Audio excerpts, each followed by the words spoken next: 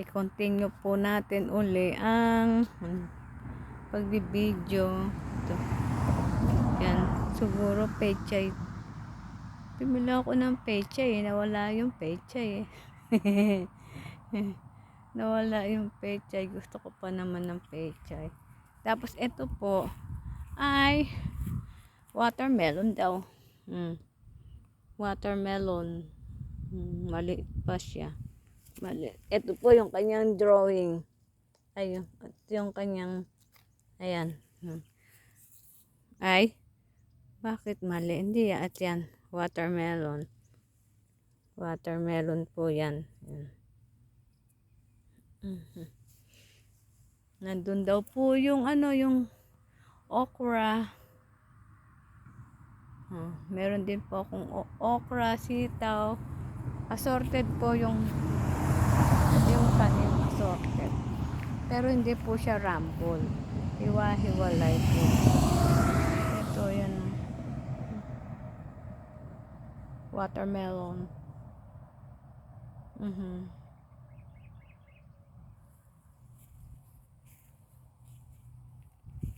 Malilit pa lang po yung ng puno ng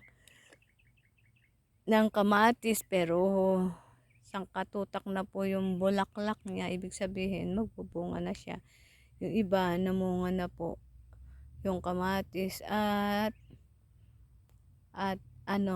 sili. Yung sili po, gusto ko po sanang bawasan dahil gusto ko magtinola, kaya lang wala po siyang, baka magalit yung nagtanim, kaya hindi ko pa mabunutan ng dahon kasi gusto ko po yung para sa tinola. Ayan. Ang ganda po, hele-helera. Hele-helera po yung gawa niya. Ayan, tas to. Ayan hele-helera po.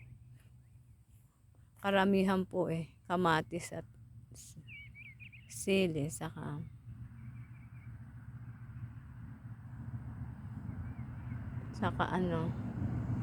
ewan kung paano to. Color green daw. Tapos yung akala ko naman ito ampalaya, hindi naman pala ampalaya. Ito raw ay prutas na parang ampalaya na gumagapang, kaya nilagyan po niya ng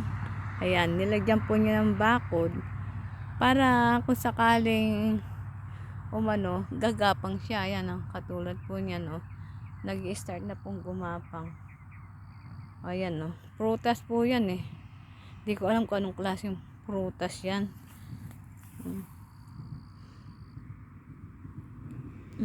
Grapes na green. Diba? Grapes na green. Parehas nitong isa. Okay. Tapos ito po Fuji mansanas na paborito ko. Masarap na apple. At may isa po siyang bunga.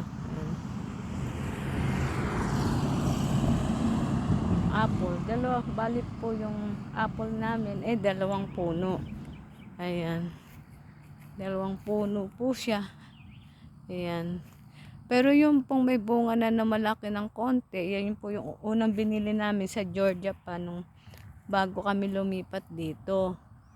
At ito po yan. Ito po yung binili na lang namin po dyan sa Walmart na may bunga na rin po. Ayan po. Ayan po. Ayan.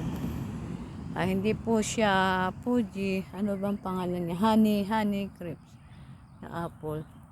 At ang nakakatawa po, yung blueberry po, napakalit po nung kanyang puno, pero dami pong bunga. Ayan po.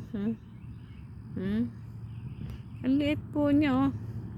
Dami na rin po niyang bunga. Sana may bunga. Dalawa po yung meron pa po dun sa box, hindi pa nailalagay sa ito po may bunga na nasa loob. Cute naman. Dami kong kakainin prutas. Salamat po.